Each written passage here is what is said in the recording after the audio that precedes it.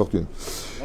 Erev Tov, qu'est-ce de quoi? Je vois l'amour d'Hachem. Je suis ici maintenant, j'ai envie de dire Shechianu. Quand tu fais ta alia, que tu t'installes, tu diras Shechianu ou Vekieman ou Vehigianu sur la nouvelle Neshama que tu recevras et sur un habit neuf. Comme ça, tu es sorti de toutes les déotes.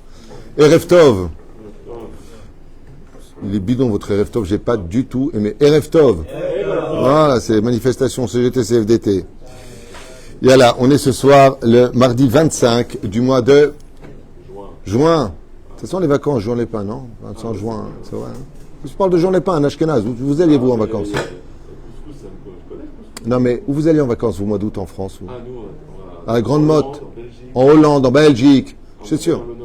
Nous, c'est toute la Côte d'Azur. C'est Jean Lépin, Golfe Antibes, Monaco, Cheikha. C'est écologique. Vous, c'est les montres et le chocolat. Baruch ata Hashem Elokeinu melech haolam shelo aseni ashkenazi. Pas vrai, hein, c'est une blague. Hein. Il y a des gens qui se vexent. Un jour, j'ai dit comme ça, de toute façon, je dis n'importe quoi, je disais tout à l'heure. Mais qui disait, alors, puisque le Rav il a dit qu'il disait n'importe quoi, j'écoute plus ses cours. Non, c'est juste par humilité que j'ai dit ça. Et tout est référencé. Tov, nous sommes ce soir, le Kaf, on est passé, puisqu'on est la nuit. Donc, veille de Yom Revi'i. On a un shiur sur une askara. Bezrat Hashem. Oh, shiur acheté pour l'élévation de l'âme de Albert Saban Ben Chaloua, Zichrono Livracha, de la part de son épouse et de ses enfants.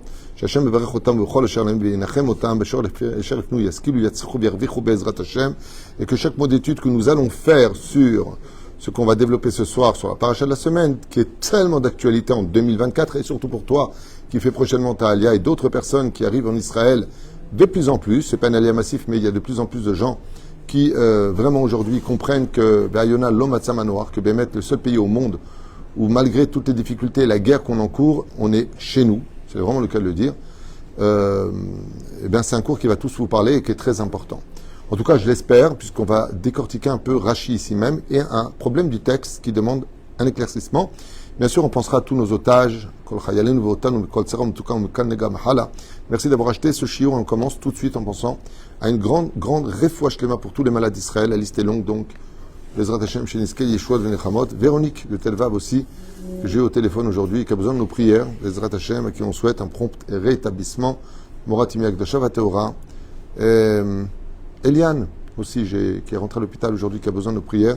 Refouach lema. Alors ici, on est dans un paracha de Shelach Lech Anashim, cette fameuse paracha des Meraglim, dont on a tellement parlé. Mais il y a juste deux problèmes qui interviennent et qui demandent de notre part une étude plus profonde, puisqu'on nous dit Vaïdaber Adonai el Moshe les morts, donc Dieu s'adresse à Moshe en ces termes. Shelach Lecha, renvoie pour toi, c'est-à-dire les Tovatecha, la Natecha, ce qu'on appelle Gzera Shava. Lech Lecha, Rachid dit là-bas pour Abraham Avinu, troisième des parachiotes du livre de Bereshit, envoie pour toi. Le mot Lecha veut dire qui revient à toi. Ça veut dire que le seul qui en profitera, c'est toi. Et en quoi Moshe Rabbeinu a-t-il profité d'avoir envoyé ces Meraglim? Eh bien, c'est qu'au lieu de mourir tout simplement à 80 ans, il est mort à 120 ans. Ça veut dire que les 40 ans où ils vont tourner dans le désert vont lui rajouter 40 ans de vie. Et donc, il va y gagner. Donc, Shelach Lecha. Le seul qui sortira vainqueur et qui va vivre, c'est toi. Parce que tous les autres vont crever le fameux Tisha B'Av, 15 000 par an jusqu'à la fin des 40 ans où toute cette génération sortie d'Égypte mourra, à part Kalev et Yoshua bin Nun. Voilà ce qu'on retient un petit peu sur le mot Lecha. Et puis, Anashim et Torah et Ares, donc il envoie des gens. Anashim, on l'expliquait ce matin dans un des cours, que c'était des personnes importantes, chefs du Sanhédrin, qui connaissaient la Torah, qui ont vu le don de la Torah, qui ont vu les miracles de la sortie du pays d'Égypte. Et bizarrement, quand ils arrivent en Israël, il y a une chute qui a lieu. D'accord? Il y a une chute. Quand on monte en Israël, il y a une chute. Alors c'est quand même quelque chose qui ne va pas. Je monte, je chute. Alors, la réponse, elle est dans les mots, dans la puissance des mots. Le Zohar HaKadosh répond à ça, il dit un juif en galoute, c'est un ange. Comme ça, le Zohar appelle les juifs de galoute. C'est pour ça qu'on était dans les nuages. Et comment on appelle le surnom des anges? Les nuages. C'est là. Ananim, c'est les nuages.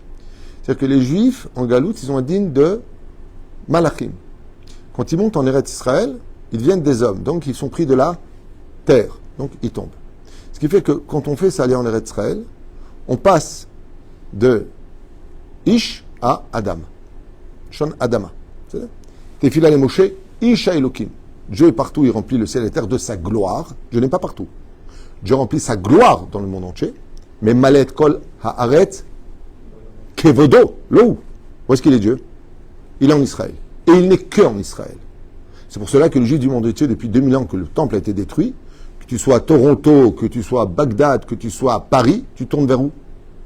Vers ton interlocuteur. Quand je te parle, tu es en face de moi, je ne vais pas te faire salut Abraham, je vais te faire ça. Donc si Dieu était partout, on devrait normalement prier dans toutes les directions, peu importe où est Jérusalem. Non. Réponse, Ashochen Betor Bene Israël, je vis et je réside au-dessus du Kotel, qui est ce qu'on appelle dans la Kabbale les portes de la Tfila. En tout cas, pour nous les Juifs, les Arabes vont dire que c'est la Mecque, les chrétiens vont dire que c'est Rome, chacun avec son sérum. Nous, on a une tradition ancestrale qui date de 2500 ans qu'on a reçue à Sinaï, et la Shekhinah réside à Jérusalem, capitale de tous les cœurs juifs.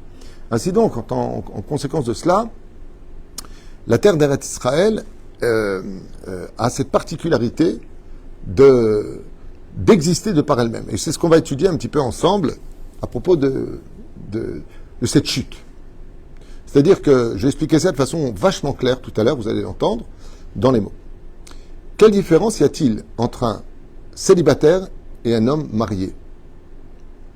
Vous verrez que pour se marier, on ne descend jamais sur l'estrade, on monte l'estrade. Et pourtant, le mariage, c'est une chute. On était irresponsable, on le devient. On était libre, on ne l'est plus. On ne rendait pas de compte, on le rendait compte. On avait peu d'argent, on s'en sortait, on gagne le triple, on s'en sort pas. Ce qui fait que le mariage est une chute. Il faut savoir que l'alliance en Eretz Israël, ce n'est pas changer de pays. Celui qui croit qu'il vient en Israël dans un refuge se trompe. C'est pour ça qu'en Israël, il y a la ville des refuges. Tu vas aller, bon voilà, il y a une ville de refuge. Mais Israël, c'est pas un refuge. Et Israël, c'est pas un endroit où on vient vivre. C'est pas un endroit où on vient vivre. C'est un endroit où on se marie. Et c'est marqué noir sur blanc dans la Mishnah de Masechet Kelim. On va étudier ensemble. Alors, avant de commencer ce shiur sur les deux points que je vais élaborer avec vous, qui sont très intéressants, c'est Rashi qui me dérange. Rashi ne me dérange pas, parce que j'ai la réponse. Mais si on lit Rashi tel quel, ça dérange. Voilà ce qu'il dit. Shelach lecha anashim. Envoie pour toi ces hommes de valeur, qui vont devenir de pures ordures. Comme le dit Rashi, il les appelle Rechaim. Pas moi. Moi, je ne me permettrai pas. Lama nismecha parashat ameraglim, les parashat Myriam. Donc Rashi vient nous dire ici, pourquoi la parashat des Meraglim, dans l'ordre chronologique, vient-elle se juxtaposer à la parasha précédente? Ouais, je veux bien. Parce qu'on avance dans le désert, et à un moment, on va bien rentrer, non? C'est avant les 40 années dans le désert. Rashi nous donne une réponse qui, par contre, est désobligeante, navrante. Il dit, écoutez bien les mots, parce qu'ils sont très intéressants, les filles, puisque chez l'Akta al-Iske Diba, chez Dibra Be'achea, comme elle a donné l'exemple de la punition qu'a pris la sœur donc de Moshe Myriam, en parlant de son frère Moshe, donc je vous traduis pas les mots tels qu'ils sont marqués, mais l'intention des mots, dit donc, ils ont vu Myriam pendant 7 jours, elle était lépreuse parce qu'elle a dit des mots péjoratifs, des questions péjoratives, qui étaient des questions à la base, de son frère, et boum, elle a été frappée de 7 jours de lèpre. Je vous souhaite même pas d'imaginer la difficulté que c'est de vivre 1 heure avec la lèpre. 7 jours. Quel rapport entre le fait qu'elle ait parlé avec Moshe Rabbeinu, Moshe l'homme de la tribu de Lévi, 5 mètres de haut, Moshe Rabbeinu selon la Gemara de Masechet Shabbat, qui a été prince d'Égypte, qui a veillé sur son peuple, qui a survécu au 10 plaies, amené la libération aux enfants d'Israël, qui a été l'intermédiaire entre le peuple d'Israël et le Créateur du monde, qui a ouvert la mer, qui a fait descendre la manne, qui a donné la Torah. Quel rapport avec la terre d'Israël? La terre d'Israël est composée de 3 niveaux. Minéral, végétal et animal. C'est tout. Qu'est-ce qu'il y a en Israël? Hormis les peuplades, attention. Mais dans le Tachles, de qui ils ont dit du mal? Ils ont dit du mal de la terre et de Dieu. De là, Chazal nous disent, j'ai lu ce commentaire il y a 25 ans, et il était gravé, je ne me rappelle plus où je l'ai lu, mais ça m'avait perturbé. Tout celui qui dit du mal de la terre d'Israël finira par dire du mal de Dieu. Parce que Dieu a choisi cette terre en disant du mal de cette terre. C'est comme si tu critiques la fille d'un homme très important, Pour lui, tu l'as critiqué. En critiquant sa fille, le fruit n'est pas tombé loin de l'arbre. Donc, critiquer Israël, je veux bien. Alors, dans ce cas-là, ne me dis pas pourquoi la paracha des Meraglim est juxtaposée et la suite de la paracha de Myriam, parce qu'il n'y a pas de rapport dans les comparaisons. Tu es en train de me comparer Moshe, l'humain, à la terre végétale, pierre, bois, hêtre, plantes, routes, cailloux. Quel rapport entre l'un et l'autre? Et la réponse est très violente. La deuxième chose, l'explication d'ailleurs du Rav Kook, entre autres, pas que lui. La deuxième chose, c'est qu'on sait que tout est mida keneged mida, mesure pour mesure. Dieu est très médouilla quand tu fais du mal. Dieu les olam, Kadosh Baruch Hu les olam, jamais. Tu paieras une seconde, un centime, une souffrance de plus que ce que tu dois prendre. En davar kazé.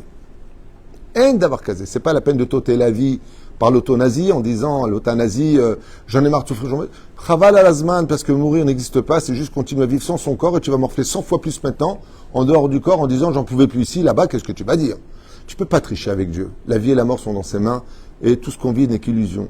Donc dans le tachlès des choses, tout ce qu'on doit vivre, on doit le vivre. Combien de temps ils étaient en Israël? 40 jours. Si c'est mesure pour mesure, combien de temps on aurait dû donc tourner dans le désert? 40 jours. Et pourtant, Rashi nous dit, une fois de plus dans la Torah, ainsi que les commentateurs, Yom Lashana, Yom Lashana. C'est vachement disproportionné. C'est du ribit. Tu me prêtes 10 000, je te rends 100 000. Non, mesure pour mesure. Non, il n'y a pas de mesure pour mesure. Et ça aussi, ça demande un éclaircissement. Donc on a bien compris les deux questions assez importantes pour nous aujourd'hui. Première question, quel rapport dans la comparaison qui est faite entre Myriam qui parle de Moshe et les Meraglim qui parlent de la terre? On ne peut pas comparer du végétal ou du minéral à un humain. Le mec il dit qu'est-ce qu'il est moche ce pot de fleurs, je devrais le jeter. Ouais, 40 jours de jeûne. Mais non, c'est un va, je m'en fous. C'est bien. Alors au niveau scientifique, il est prouvé que tout ce qui porte un nom a une âme. C'est une étude que j'ai faite d'ailleurs au niveau ésotérique. Tout ce qui porte un nom a une âme. Sinon, quand tu dis le mot chaise, il y a une âme. Et c'est marqué dans la Mishnah, ce que je dis. C'est pas hocus pocus. Al tiebaz echol davar. Ne base jamais une chose, parce que le jour où tu en as besoin, c'est ce qui va te baser. Par exemple, Chazal nous dit, quand ta veste, tu es mezalzel, tu la jettes comme ça, quand tu la remettras, elle ne t'ira pas. Pourquoi la veste refuse de t'aller? Puisque tu n'as pas été avec elle dans le respect. Respecte les objets, ils te respecteront. Car chaque chose qui est empreinte d'un nom, s'il y a un nom, c'est que ça définit une âme à l'intérieur. Et le Harizal, dans sa préface du Sha'arei Gilgulim, l'explique magnifiquement. C'est magistral ce qu'il écrit. Il explique les 5 niveaux de Nefesh. Nefesh minéral, Nefesh végétal, Nefesh animal, Nefesh homme, Nefesh navi. Il explique les degrés et les niveaux que nous avons. Eh bien, en réalité, c'est que la Torah est en train de nous faire un clin d'œil incroyable. Elle compare la terre d'Israël à Moshe. Pourquoi? Parce que Moshe, il a des poumons, la terre d'Israël a des poumons. Moshe a des yeux, la terre d'Israël a des yeux. Moshe a un cœur, et la terre d'Israël a un cœur. Moshe a des sentiments, la terre d'Israël a des sentiments.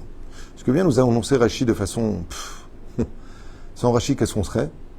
Il est en train de nous dire, vous n'avez pas appris de Myriam qui a dit du mal de son frère? Vous parlez de la terre? L'explication elle est simple. C'est que la terre d'Israël est la seule terre de toute l'histoire de l'humanité à ressentir exactement comme un humain tout ce qu'on dit sur elle. Quand on crache par terre en Israël, c'est comme si tu craches sur quelqu'un. Cette terre ressent tout. À un tel point que d'ailleurs elle peut faire des indigestions. Et c'est marqué dans la Torah. Vataki, Aharetz et Yoshver. La terre vomit ses habitants. Non, Dieu vomit les habitants. Non, la terre vomit ses habitants. Quand on marche sur la terre d'Eretz Israël, quand on roule le Shabbat sur la terre d'Eretz Israël, quand on fait Zera Levatala sur la terre d'Israël, quand on enfreint la Torah et les mitzvot sur la terre d'Eretz Israël, il faut savoir que la terre d'Israël le ressent. Quand tu roules en voiture sur quelqu'un, il hurle. Il faut savoir que la terre d'Israël hurle quand on roule le Shabbat. Pourquoi Dafka le Shabbat? Pourquoi je prends souvent cet exemple-là? Parce que les poumons d'Eretz Israël, c'est le Shabbat, par excellence. On respire par les poumons. Quand on pollue le fait de ne pas être Shomer Shabbat en Israël, la terre d'Israël tousse. Et le fait qu'elle tousse laisse nos ennemis prendre du terrain. C'est un enseignement de Baba Saleh, celui qui n'est pas d'accord. C'est juste Baba Saleh qui a enseigné ça dans un de ses livres. À cause de Shmirat Shabbat. Où est-ce qu'on l'apprend? on l'apprend dans la magnificence d'Israël. Écoutez bien ce que disent les Chachamim, comme vous le savez. Sofitivot, les dernières lettres de Zavat Halavudvash que la Torah va définir à maintes reprises comme étant le surnom de la terre d'Israël, c'est Zavat, Taf, Halav, Bet, Dvash, Shin, Shabbat. Sofitivot, Shabbat. Pour dire que si tu veux trouver le lait et le miel d'Israël, il faut qu'on soit Shomer Shabbat ici. Sinon, c'est le sang et le feu qu'on trouvera. Im en Shmirat Shabbat en Israël, la terre d'Israël, c'est comme une pneumonie qu'elle ressent. Ce qui fait que ça pollue l'atmosphère et malheureusement, nous, on ne le voit pas avec nos yeux, mais la terre d'Israël le ressent. Et ce que vient nous dire Rashi, comment vous n'avez pas appris de Moshe qui a eu mal? Vous n'avez pas appris de Myriam qui a été frappée de la lèpre? Pour te dire que quand on frappe la terre d'Israël, quand on dit du mal d'elle, elle a très mal cette terre. Et la terre d'Israël a une sensibilité qui est celle d'une femme. Et là, je reviens en arrière sur ce qu'on a dit tout à l'heure. Quand on monte en Eretz Israël, chers amis, on ne fait pas ça alia en changeant de façon géographique de territoire seulement ou démographique parce qu'on est avec plus de juifs autour de nous. C'est pas du tout ça l'alia. L'alia, c'est un mariage. Et c'est marqué dans la Mishnah de Maseret Kelim, Perek Zayin.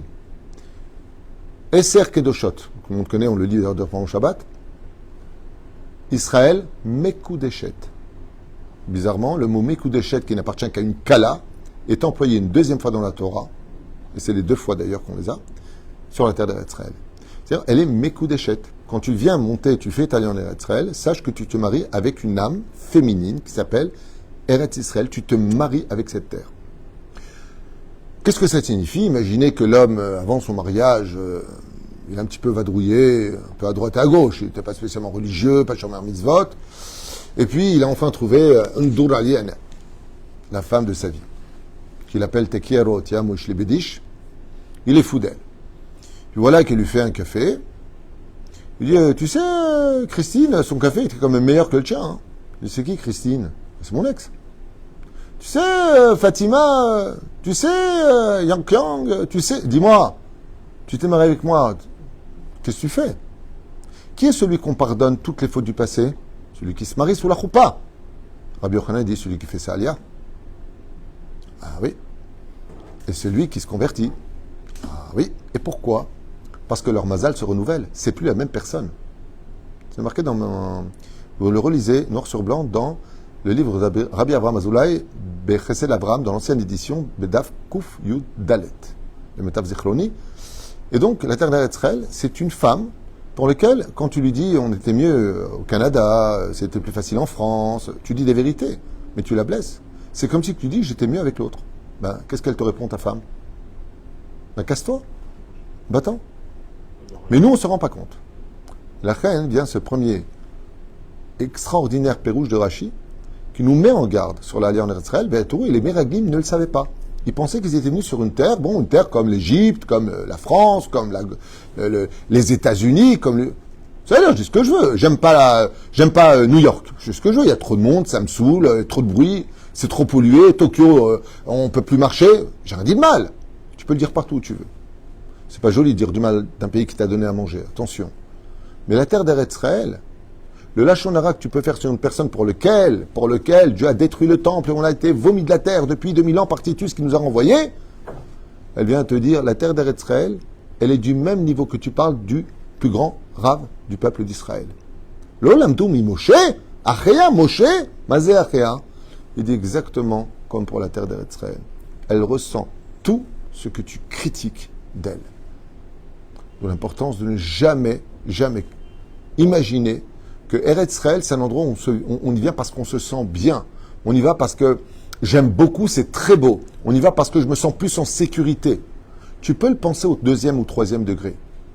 Mais la raison pour laquelle tu veux réussir en Israël, il faut monter par amour. Parce que j'aime ma terre. J'aime cette terre. Après qu'elle te donne des avantages, c'est autre chose. Parce que le jour où tu les perds, ça veut dire que tu ne l'aimeras plus. Mais d'aimer cette terre, de vivre pour cette terre. Il y en a qui veulent mourir pour cette terre. Nous, on veut vivre pour cette terre. Il y en a qui prônent la mort. Nous, on prône la vie.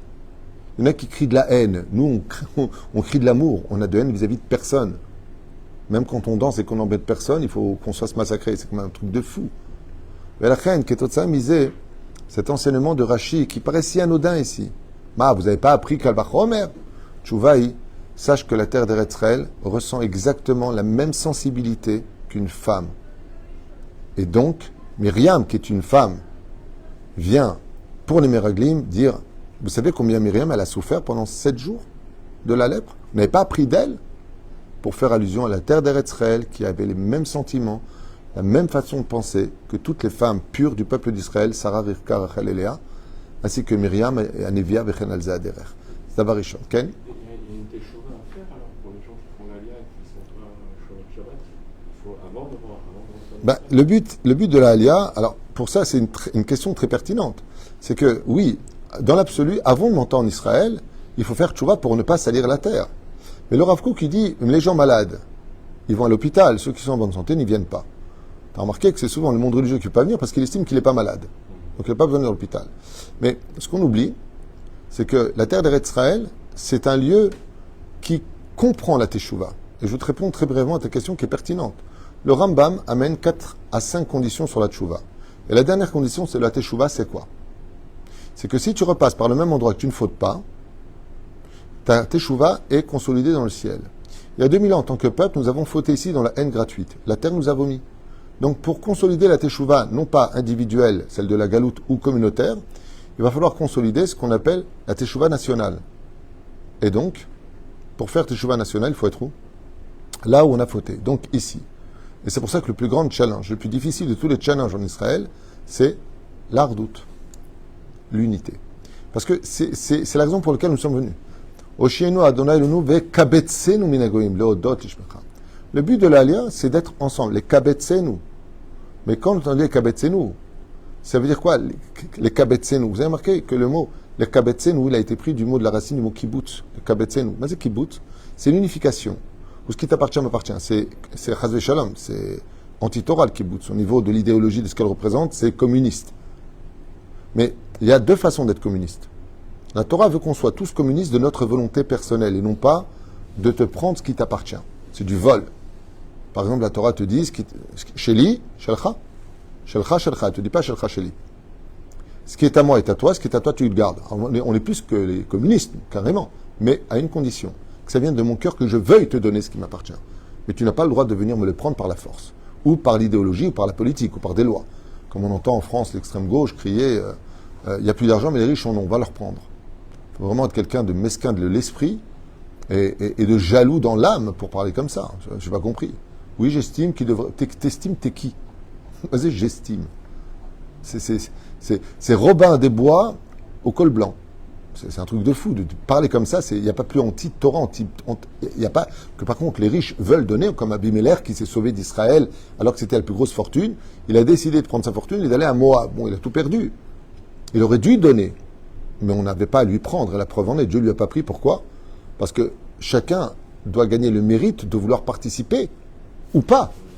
Nous, on est dans un monde de mérite. Bon, alors ça, c'était juste pour répondre à la première question qui répond de façon majestueuse. Et d'où l'importance, Bezrat Hashem, pour chaque juif qui fait sa alia, de comprendre que l'alia en Eretz Israël, c'est comme un mariage. Tu ne respectes pas la terre, elle ne te respecte pas. Tu veux voir le mal, elle te présente le mal. Tu veux voir le bien, elle te présente le bien. Celui qui vient en Israël pour voir le bien, je vous affirme qu'il verra du bien.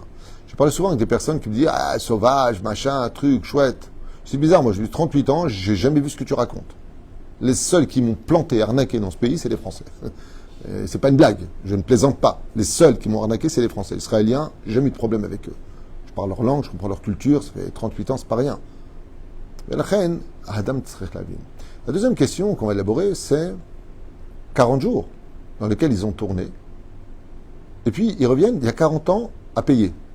C'est pas tout à fait logique.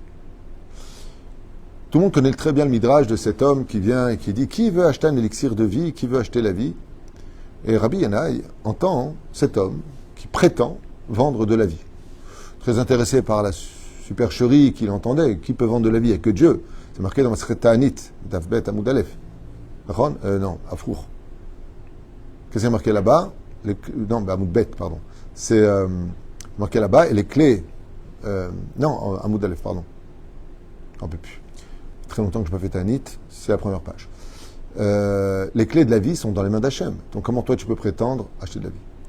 Et quand il est descendu, il lui a dit moi je suis intéressé. Il lui a dit non, vous êtes Rabbi Yanaï. Il lui a dit oui. Il lui a dit non, vous n'êtes pas concerné par ça. Et pourquoi moi je ne suis pas concerné? Tu as peur de me donner ton élixir de vie? Et il lui a remis le livre des Teilim à la page Mi Aish Chafetz Chaim Oev Yamim Lirot Tov. Il a dit, lis ça. Quand il a eu ça, il lui a dit, tu peux dire à tout le monde que je t'accompagne dans cette mission et tu ne mens pas quand tu dis qu'il veut acheter la vie.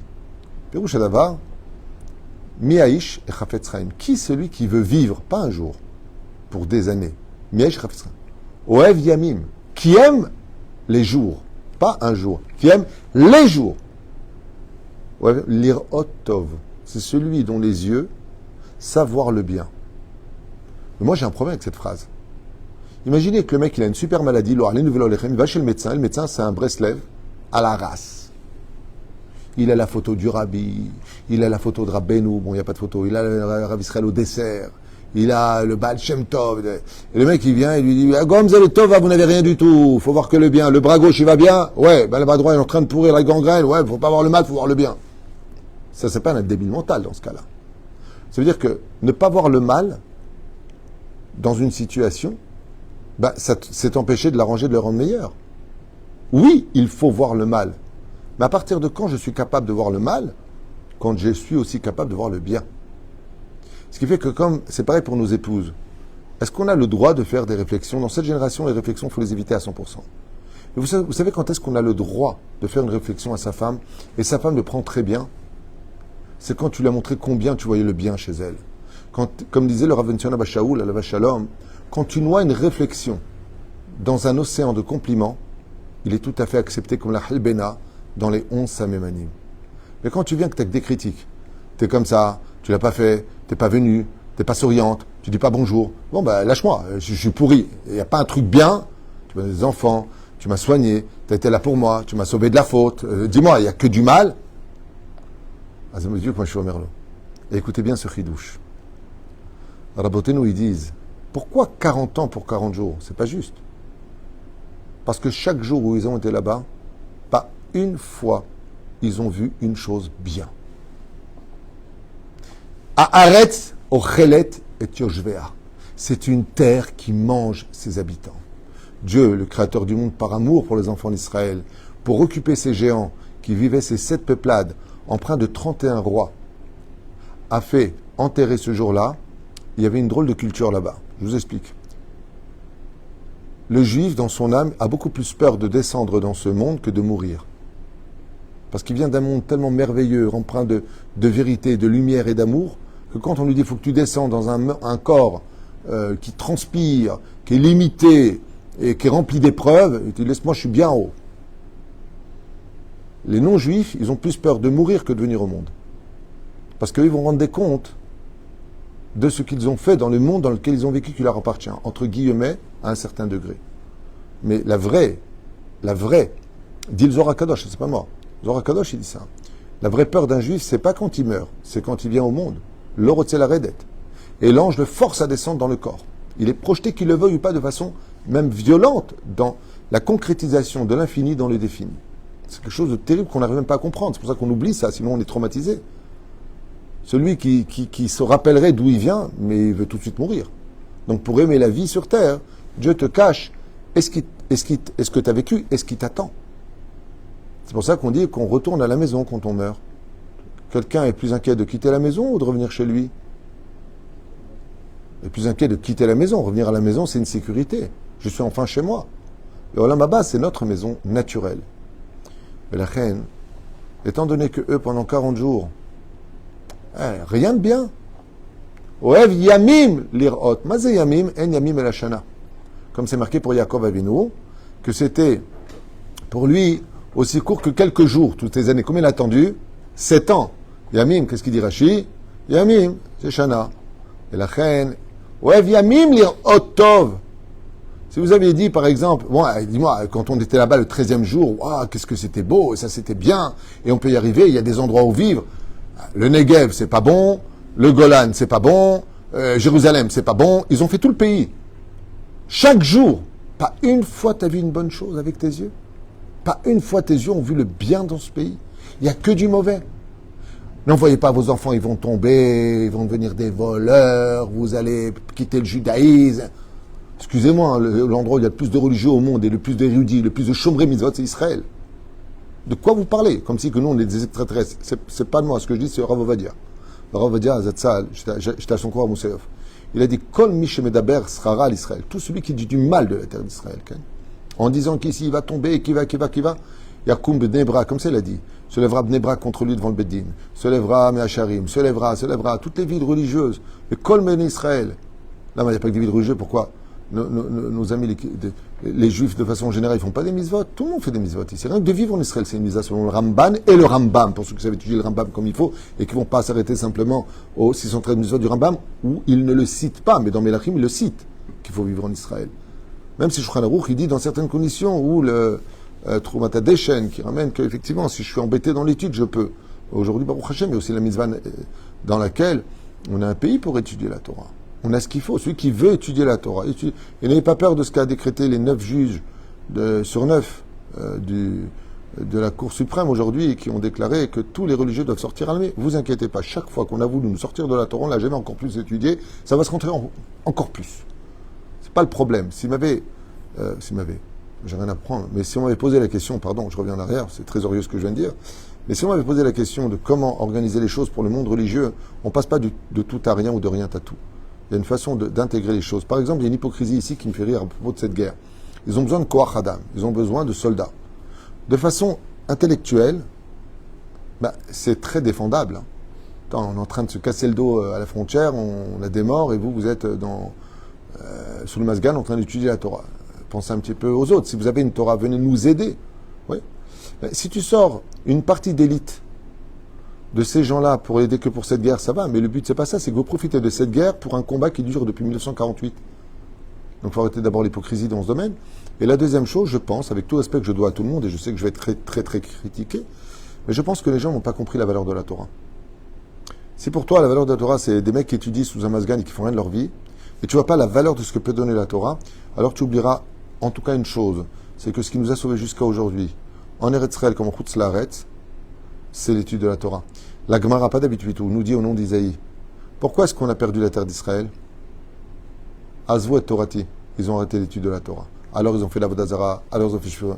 Alors, la Shonara, pareil, ils ont laissé tomber la Torah. Papa pousse, Yehuda, Nachon, avec Rabbi Akiva, interdiction d'étudier la Torah. Maseret Meilad, Bedaf Yud Zayin Amud Aleph.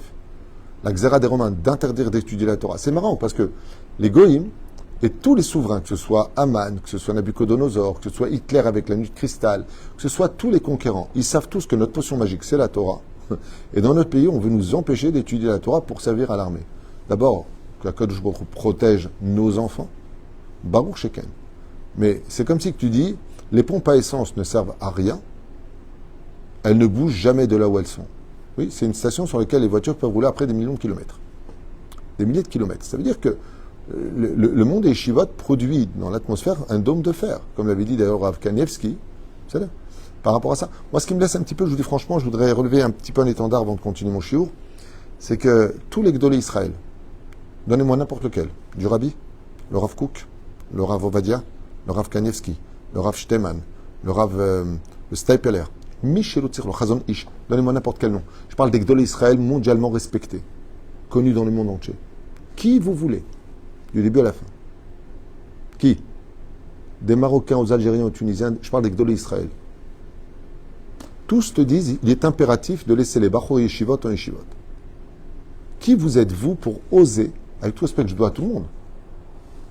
Et si vous me dites, ouais, mais t'as pas perdu un fils, j'ai perdu un fils, j'ai perdu une femme, j'ai perdu ma maison, je peux perdu en Israël. Je n'ai pas de leçon en ressort de personne. Mais je compatis à la douleur. Mais, qui en est-nous pour contredire la parole des grands? J'ai entendu un rave, qui a l'air très sympathique, qui parle bien d'ailleurs, dire, c'est de la Kfirut Batorah de ne pas faire l'armée. Tu sais que tu es en train de parler avec des Gdolé Israël? J'ai pas compris là. Tu te prends pour qui, toi? Avec tout le respect que je dois à ce monsieur, dont je ne connais même pas le nom, il a l'air gentil encore, j'ai rien contre lui. Mais je pense qu'il y a un problème où les gens ne connaissent pas leur niveau. C'est comme un médecin généraliste, qui est un très bon médecin généraliste, un très bon rave. Il veut donner des leçons à un cardiologue, professeur mondialement connu. Va dans ton petit cabinet, occupe-toi de tes affaires. Une colle à cavode, je m'excuse. Mais on ne se rend pas compte de ce que c'est. Ça veut dire que c'est exactement ce qu'a dit Nasrallah. Nasrallah, il dit, c'est bon, on a gagné la guerre. Eux, ils savent ce que nous, on ne sait pas. La première chose qu'a fait Haman à Purim, tu sais c'est quoi? Regarde le Midrash qui dit. Il a tout de suite fermé les Talmudei Torah, il a enchaîné les enfants pour pas qu'ils étudient la Torah, au cou, aux mains et aux pieds. Pourtant, il y a eu la guerre là-bas, on a pris les armes, non? Mais la première chose qu'on a fait quand on a pris les armes, c'est de bien vérifier que tout le monde étudie la Torah. Parce que ce qui nous tue, c'est pas nos ennemis, c'est la vérote que nous faisons. Et la fin, on commet des erreurs qui sont absolument abjectes, et on comprend combien l'obscurité a même rempli le monde de certaines personnes qui sont pieuses et religieuses. Ceci étant, cela n'empêche absolument pas d'engager du Koach Hadam, il n'empêche pas d'avoir des accords pour cette guerre, ou tout simplement de dire au monde religieux que dans leur situation à eux, étant donné qu'ils ont une vie, vous savez qu'ils ont une vie très spéciale. Très spéciale. S'ils sont à vrai, ils n'ont pas le droit de travailler, vous êtes au courant. Pour 300-400 shekels du Misrad Adatot, tu fais un accord avec eux. Les personnes qui sont en train de travailler, par exemple, dans les boutiques et autres qui ont 20 ans, pourquoi il ne fait pas l'armée? Tzodek.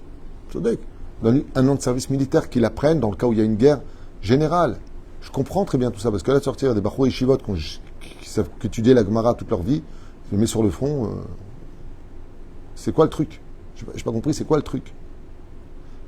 Non seulement c'est pas intelligent ce qui est en train de se passer, mais on oublie que tout ça se passe sur le dos d'une maman qui s'appelle la terre d'Israël, ou plutôt d'une fiancée, et qui voit ses enfants se chamailler sur elle-même, et qui n'en peut plus. Parce que la terre d'Israël, elle peut garder ses frontières. On a vu que pendant 2000 ans, où on était plus ou moins absent de façon majoritaire, la terre d'Israël ne s'est jamais donnée à aucune autre nation ou colonisation. Jamais. Jamais. Ni j'ai oublié le nom, peu importe. Avant les Ottomans. J'ai oublié, c'est pas grave. Il y a eu ici beaucoup de colonisation, et jamais ils ont pu produire ni des légumes, ni des fruits, ni quoi que ce soit. Pourquoi? Parce que la terre d'Israël, c'est les Byzantins, ouais, jusqu'à ce que ça monte. Les Byzantins avant eux, et puis il n'y a pas eu qu'eux, il y a eu aussi les Romains, il y a eu, c'est pas le problème. Les nations ont assouvi, il y a eu les Grecs en Israël. Donc il y a eu, mais ce qui les ont étonnés, pourquoi est-ce qu'ils n'ont pas réussi à garder? Parce que la terre d'Israël ne se donne pas. C'est comme une ceinture de chasteté pour une femme qu'on ne peut pas avoir. La terre d'Israël a fait déjà ses preuves qu'elle reste fidèle à son peuple. Elle reste fidèle à son peuple. La raison pour laquelle on n'a pas enlevé un drapeau quand on est venu ici d'un peuple qui existait, la raison pour laquelle on n'a pas... Parce qu'aucun peuple n'a pu mettre son drapeau dans ce pays. Parce que le pays ne veut pas d'eux. Et c'est pour ça qu'ils se sont si facilement remplacés. Sur le système idéologique, chacun y voyait une chose qui est évidente. C'est que cette terre enferme un secret de l'existence de Dieu. Donc elle représente les trois religions. Elle représente ce que eux veulent. Mais dans l'absolu, pas du tout. Cette terre d'Israël, elle appartient aux Juifs. Et c'est pas Israël qui veut de la terre d'Israël, c'est la terre d'Israël qui veut du peuple juif. Et la preuve en est, on est venu ici en 76 ans, on a dépassé des pays qui existent depuis 2000 ans. Sur tous les domaines. L'agroalimentaire, la technologie, l'armement, l'économie. Dites-moi dans quoi on est en retard. Moi, je vois les routes que Dieu nous a permis de construire en 76 ans, et que je suis parti plein de fois à New York ou à Los Angeles, ou même à Paris, Excusez-moi, mais on n'a rien à envier à personne. Les hôtels, on n'a rien à envier à personne. Les appartements, on n'a rien à envier à personne. Les gens, les touristes qui viennent ici, ils s'attendent à tout sauf ce qu'ils voient. Israël est un pays qui démontre quelque chose de surnaturel dans ce qui a été fait. Et la Corée du Sud est venue s'en rendre compte. Les universités israéliennes sont impressionnantes. Impressionnantes. Le nombre d'inventions par jour qui sortent des universités dans des conditions aussi difficiles que la guerre et l'insécurité qu'on vit. Israël, c'est spécial. Et cette terre-là, elle est définie par le fait qu'il ne faut pas la critiquer. Maintenant, on commence à comprendre pourquoi un jour pour un an. Ma Pérouchadava, s'ils avaient vu le bien et ils avaient vu le mal, 40 jours. Mais étant donné que les 40 jours ont été terminés, qui Éphèse, ça reste. Éphèse. La terre, elle est Éphèse. Dieu ne pourra pas nous sauver. Ah oui? Et pourtant, vous avez dit, les grappes de raisin, regardez ce qu'on a amené. Mais ce qu'ils ont amené, c'était pas pour dire, regardez, cette terre, elle est bonne et elle est pure. Non, non. C'est que là-bas, tout est surnaturel, tout est gros. Qui c'est qui peut manger ça? C'est pas pour nous, on est plus petits. C'est une terre de géants. Ce qu'ils ont essayé de dire en montrant le bien, c'est qu'ils ont vu le mal. Et je finirai avec ça. Les populaces, quand elles vivaient là-bas, j'ai commencé à le dire et je me suis arrêté. Ils voulaient pas enterrer leur mort, parce qu'ils avaient peur de ce qui se passait après la mort. Ils attendaient que le plus sage du pays meure. Pour l'enterrer, il l'enterrait autour de lui. Quand Yov est mort ce jour-là, Job, le fameux livre de Job, il est mort ce jour-là. Alors toutes les peuplades se sont réunies en disant Job le juste est mort. Maintenant on va creuser une fosse énorme sur laquelle on va mettre les corps de tous nos morts que nous avions mis dans la glace et nous allons les enterrer. Ce qui fait que le jour où ils sont arrivés, ils étaient tous occupés. Et Dieu a fait en sorte de tuer Job ce jour-là pour qu'ils soient occupés aux enterrements de leur famille et ne regardent pas qu'ils sont présents. Il a fait une tova. Et eux, qu'est-ce qu'ils ont vu? Regardez le nombre de corps qu'ils enterrent. Au lieu de comprendre, regardez, voyez ces fruits merveilleux. Au lieu de voir le bonheur que Dieu leur offrait, qu'avec qu'un seul raisin, ils pouvaient remplir 10 tonneaux de vin, eh bien, ce qu'ils en ont conclu, c'est que même le bien en Israël, c'est le mal. Et Moshe Bar Rabbeinu va réparer ça dans la paracha de Vaïtranan, Ar enina et atov shebaretz. Montre-moi, mon Dieu, le bien de la terre d'Israël. Parce qu'en réalité, c'est une terre qui cache du bien et qui nettoie l'homme de ses fautes. Elle peut aussi te montrer du mal. Par contre, elle ne se montrera qu'à celui qui ne sait voir que le bien ou le mal, selon sa vision des choses. Si tu as un bon cœur et que tu aimes la terre d'Eretz Israël, vous avez remarqué, dans les fiançailles, pourquoi tu te maries avec elle? Qu'est-ce que t'as? Qu'est-ce qu'elle t'apporte? Je l'aime. Je l'aime. Je l'aime. Je l'aime. L'amour rend aveugle. Mais, tous les jours on dit, ainsi que tous les soirs, est-ce que vous savez, chers amis, pourquoi Dieu a choisi le peuple d'Israël? Nous ne sommes pas le peuple élu, nous sommes le peuple choisi. Mais pourquoi? On le dit tous les soirs dans la prière. Abocher be'amo Israël be'ahava. C'est fou. Traduisez. Qui a choisi le peuple d'Israël par amour. La raison pour laquelle nous sommes le peuple que Dieu veut pour le représenter sur terre, et ce depuis 3500 ans en tant que nation aux yeux de tous, c'est simplement parce qu'il nous aime. Et quand on aime, on n'a pas de raison. On est avec lui parce qu'on l'aime. On le suit parce qu'on l'aime. Et ça, c'est la première condition de la terre d'Israël. La terre d'Israël, c'est « aime-moi si tu veux que je me dévoile ». Et si tu me critiques, tu vas me voir sans maquillage et sans douche, et ça ne va pas sentir bon, je te le dis. Fais attention. Aime-moi parce que l'amour est capable de maquiller les défauts. Et ça, c'est la force de notre pays. On ne vient pas en Israël parce que c'est un pays où on se sent mieux. On ne vient pas en Israël parce que de toute façon, on a où aller. On vient en Israël parce qu'il serait temps que je retrouve l'identité de mon âme en tant que nation, et ma fiancée qui est ma terre, en abandonnant ma mère qui n'est autre que l'Égypte.